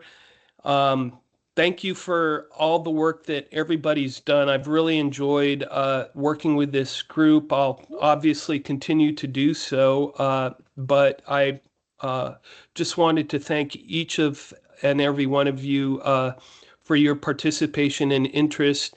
And now you don't have to listen to me anymore. So Shasta, take it away. I believe we need a vice chair. Yes. And I go think, ahead. Point of order. I don't think we actually voted. We had a motion and a second. All in favor, please indicate by saying aye. Aye. Aye. Aye. All those opposed, Shasta, congratulations. And we need a vice chair.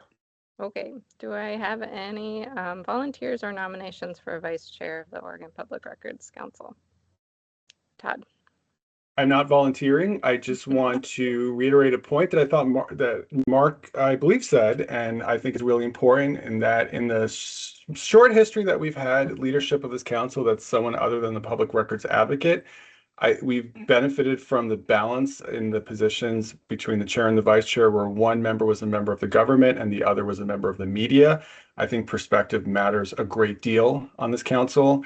And I strongly recommend that someone from either state or local public body consider running. I'd be happy to suggest a name because of their deep experience, Scott, in this type of role. But, you know, if they don't want to be voluntold, that's fine. I would welcome any public employee joining as vice chair. I think it matters, but also not me, because given my unique relationship with this council, I think it's better that I retain my current roles and not be vice chair.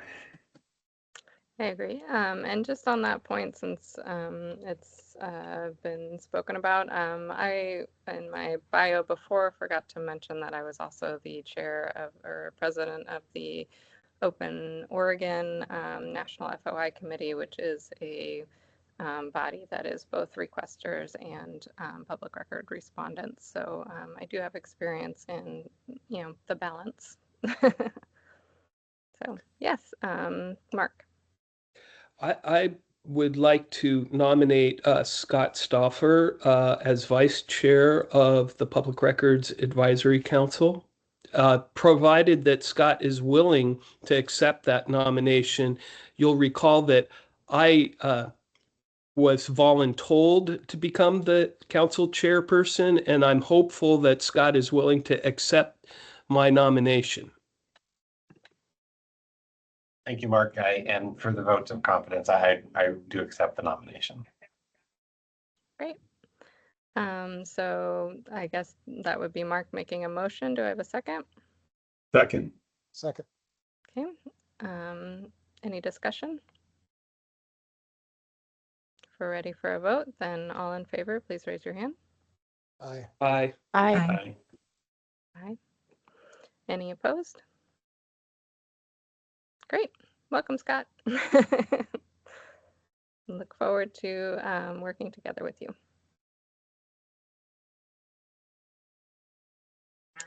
All right, so I guess now we go on to the next item of our agenda. So now I have to find it. Goal setting. Goal setting. Yeah, setting So goals for next year. Yes. So for goals for next year, I do have kind of a list that I've been brainstorming during this meeting. So I'll just kind of open up the discussion and then we can go from there. So I think that it would be great in 2026 to have an in-person meeting. I think once a year is probably, reasonable. But I do think that it would be great, especially since we have a lot of new faces on the council, to have that in-person meeting. Unfortunately, the Public Records Advocate doesn't actually have office space, is my understanding. So we would have to find a spot somewhere. Maybe our friends at DAS could offer a conference room or something like that. And then Mark also offered SDAO's offices in Tualatin, I believe. We have offices in Salem and Tigard, actually. Tigard, okay. So yeah, so I think that would be great. So we would have to figure out kind of what the equidistant place is, and then I know that some of our members like April are much further away, so we would want to make sure that that was a hybrid option, so that there could still be some virtual call-in, and then of course that the public can come in. I think that, kind of strategizing for the long session in 2027 is a good idea. I know that we've had some legislative concepts in the past that might be close to getting across the finish line, but kind of getting at that last little push would be great. I do think that this public body survey will yield a lot of great results, just a lot of directions for us to go in. So I'm excited to dig into those results with the subcommittee and kind of flesh out some directions we could go in as a council and some recommendations we could make, kind of, well, formally because we're a council, but not needing legislation, but just kind of recommendations and also advice for the advocate and and the office, Todd and Yufeng, in continuing their work. And I think that the another thing that we haven't really discussed as a council is kind of an equity assessment. I will fully admit that I don't know a lot about sort of the racial and cultural implications of the work that we do, I would love to invite in an expert on that. I do have a lot of expertise around disability access and some of the things that we might not traditionally think about as needing to be aware of, such as like color correction and things like that when you're accessing records that just might be helpful for us to help educate people about, because that is one of the most common disabilities is color blindness. So yeah, and just I love the suggestion around cross meeting with the Oregon Sunshine Committee. And then finally, I was at Media Fest 25 in DC about a month ago and attended a very interesting presentation from the Reporters Committee for Freedom of the Press about the use of AI in both requests and responses. So apparently AI is already being used in government responses and collecting of records. And so just kind of the implications of that, I think, is something we should definitely discuss as a council and maybe even provide guidance for how to navigate that.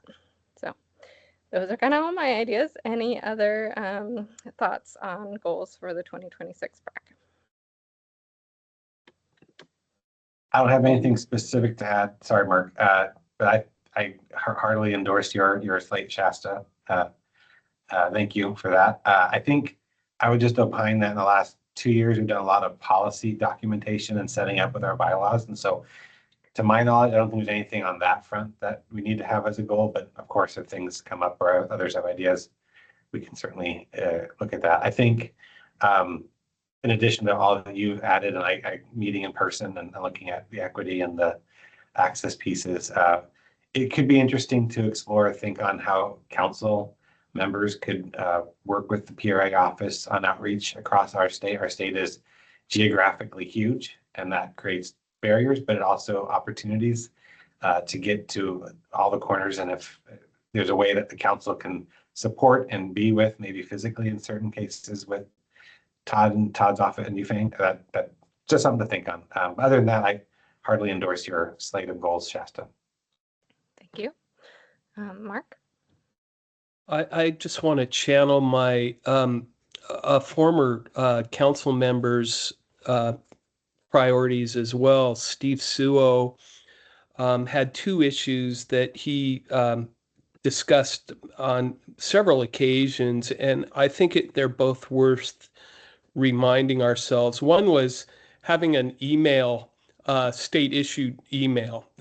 That was one of the things that he really pushed on, and frankly, we never got that resolved or revisited. And so I'd humbly suggest that we put that in the items to at least discuss.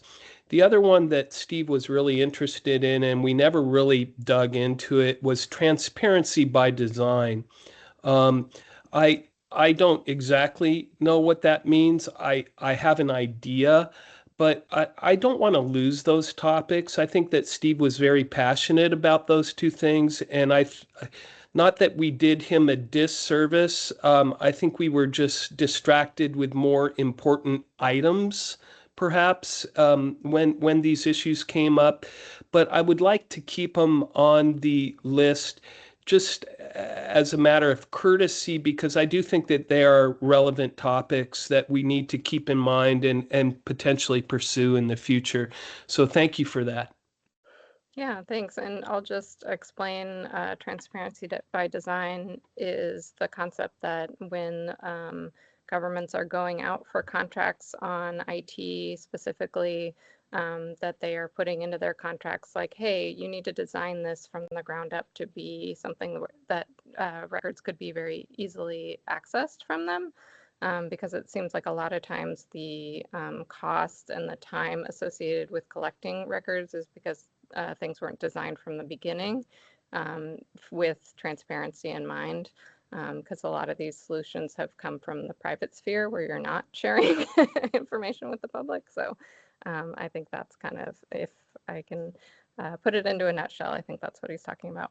Todd? I do have an update on state issued emails. Oh, great. Okay, we've been discussing this long enough that the answer has gone through 3 different iterations as technology has changed and the state has changed its process or procedure for doing it. Right now, I do not think it's cost effective or actually practical for the following reason. To get state issued emails, each user would have to have an M365 license, which costs $650 a year, which could be prohibitively expensive for our limited budget. But also, each person using a state issued email is required to have a state issued device on which to access that email for two-factor authentication, which means we'd have to find money to purchase that device for each member who wants a state issued email address. So while it's certainly a best practice, I don't know we can do it. Now, my office remains the custodian of all PRAC records. And of course, if any council member has responsive records in response to a public records request, they have a duty to make a good faith search of their own devices to disclose it. And if the request were litigated to the point that it went to court, a judge can order an in-camera inspection of that personal device or account for any, if they believe responsive emails exist. So I just don't know that financially we could do this, but I do think, you know, a lot of us already have government issued email addresses, even if it's not state, because we're, you know, they're local government employees. I just don't know how we get around the money and device issue at this point. Maybe the technology will change again next year and it will become easier. But right now, that's where we're at. Thank you. Yeah, I mean, I think that, you know, I've brought this up before as well, and my solution has just been to have a Gmail account that is just for this work, so that whole thing is separated. So I advise other members of the council who don't have a state issued email address to do that. But I do know that there are some councils where that seems to not be as much of a problem for the public members on those councils. So I'm confused why we keep getting different advice as well. So hopefully that, you know, I've got it on my list here, so we'll kind of keep asking. All right, I still haven't found the agenda, even though I had it up here somewhere. There it is. Okay. Any other goals for next year?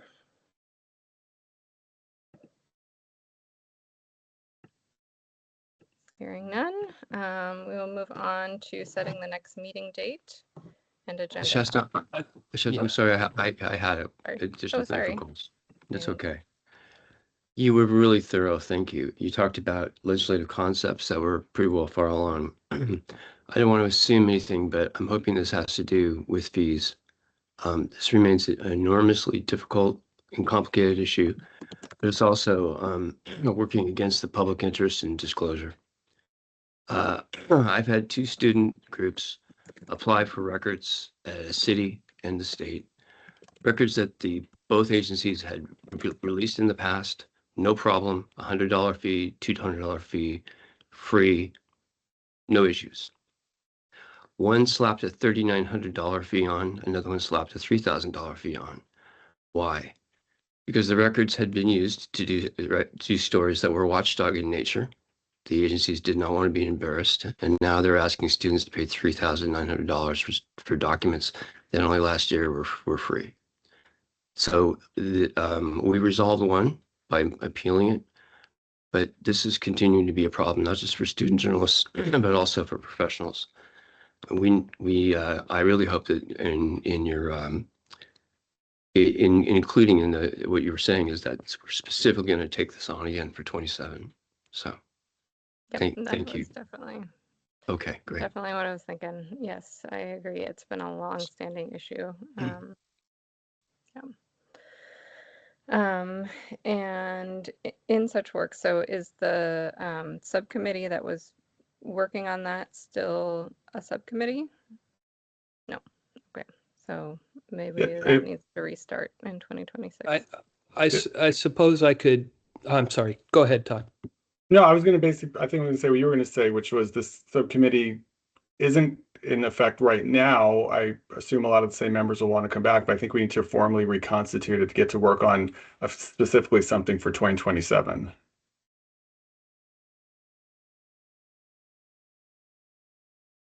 So I'll just explain perhaps because there were actually two work groups. There was one work group that was, yeah, I know, Todd. There was one group that from the Public Records Advisory Council that worked, I think, about 2 years to try to come up with a legislative proposal. We did provide a legislative proposal that was effectively rejected, and we constituted a new work group as a result of that. It was not necessarily at the direction of the PRAC at that point, the second work group. However, I was one of the conveners, if you will, along with a gentleman named Tom Holt, who represented SPJ, or still does, I believe. That's the Society of Professional Journalists, for those of you who are not familiar with that. That also resulted in a bill that was introduced during the 25 session, which did not proceed. So just for some context, I wanted to provide everybody that information, and we spent 3 years working on that for a bill that frankly never was heard by the Senate Rules Committee. Yeah, that's a bummer. Todd, can you remind me who our legislative members of the council are and if we are needing to ask for new appointments or what's going on there? You know, I didn't look part of this meeting, so I'd have to do some digging to remember. Hopefully those who are still here can identify themselves. Well, it's Representative Anderson and Senator, I believe, Kim Thatcher. But Kim Thatcher is going, after this upcoming session, is barred from running for re-election.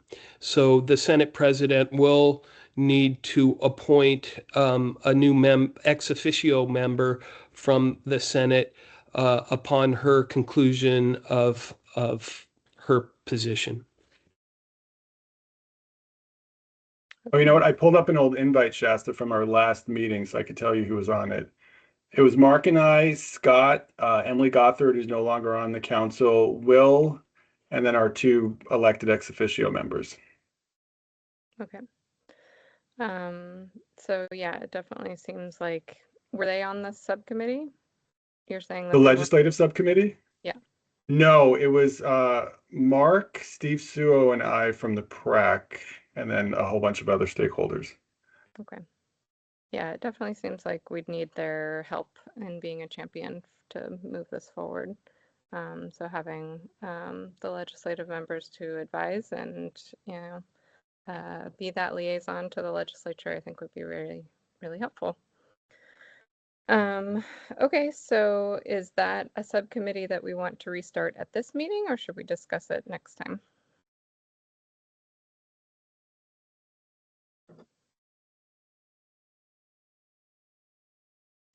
Hearing no volunteers, I think we'll kick it to the next meeting. And so when will that next meeting be? Usually we do kind of a doodle poll to get that going. So I guess kind of another question is, how many times do we want to meet in the next year? I think Statutorily, we're only required to meet once every 6 months. Of course, then we can meet more often if we want. Mm-hmm. I feel like we've done 4 times a year. Are people feeling like that's working with the subcommittees in between?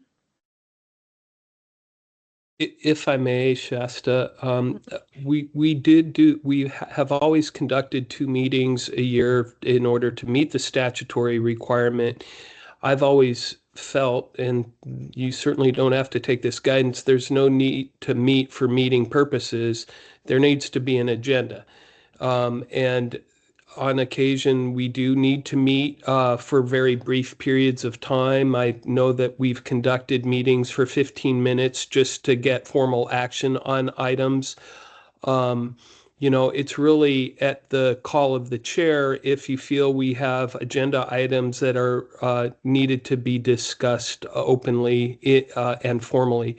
So I typically did try to stick to the 2 meetings per year, knowing full well that members of the PRAC may request a meeting, or a state agency may ask for us to provide a review of a bill, for example, that they want to introduce. I know the Secretary of State's office did one in 2023. That we held a special meeting so that they could sort of brief us on what it was they were attempting to do, which was greatly appreciated, seeking our input. There's really no rhyme to it, but I do I would recommend that you try to at least set the next meeting in stone, and or at least do it through a doodle poll. I would ask, though, that you avoid the month of February through mid-March.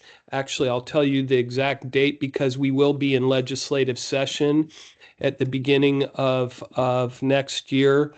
And so that we are formal sine die is March 9th. Okay, so February 2nd through March 9th, the assembly will be meeting, and I'd simply request that we avoid that time frame.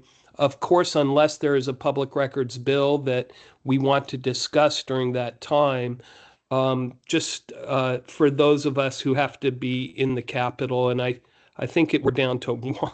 I think it's only me, so I can certainly probably work around the February session, but I'd simply ask, if we don't have to meet during that time period, that we don't. Thank you. Thank you. Todd?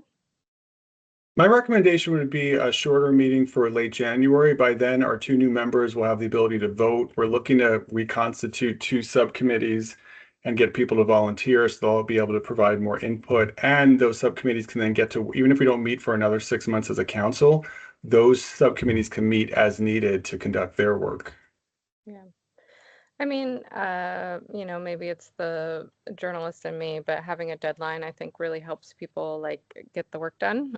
So I would propose that we set 4 meetings a year, and then if we don't need them, we don't have to, but at least then there's something to kind of work towards. So with Mark's suggestions in mind, if we looked at maybe late January, April, August, and November, just kind of ballpark kind of setting a meeting in those months, I think that would, help us move, this pretty ambitious slate forward. Who knows how much we'll get done in this year, but I think at least that would give us an opportunity to move the work forward. What do people think about that? Awesome. Okay, so I guess I would impose upon you, Todd, to put out a doodle poll for kind of late January options, and then April, August, and November. And then we can, whoever the chair of these new subcommittees are going forward can figure out how to meet in between those times.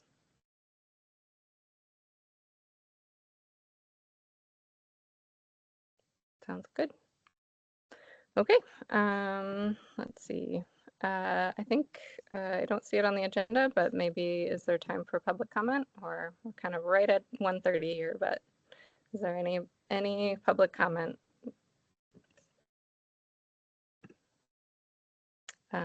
Lisa Grisham? Thank you, Chair. My apologies, former Chair Landauer. I did not see public comment on the agenda. I wrote a few notes down.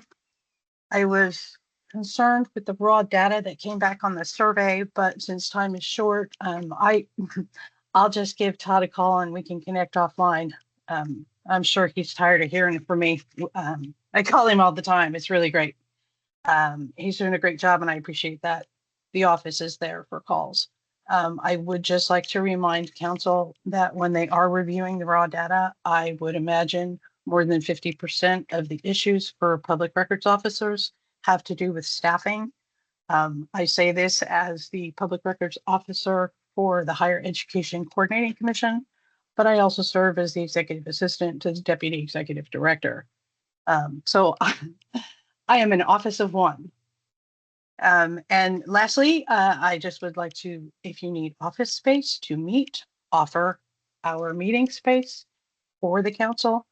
We have all the technology you need to offer a successful hybrid meeting. We're located in Salem near the airport. Thank you for your time. Thank you. Thank you very much for the offer. Thank you. All right. Well, unless there's any other items for the good of the order, I think I'll call this meeting adjourned. Thank you, everybody. Have a wonderful weekend and go. Well, Ducks aren't playing this weekend, but I'm still going to say it. Go Ducks. Thank you. Thanks, everyone. Thanks. Bye.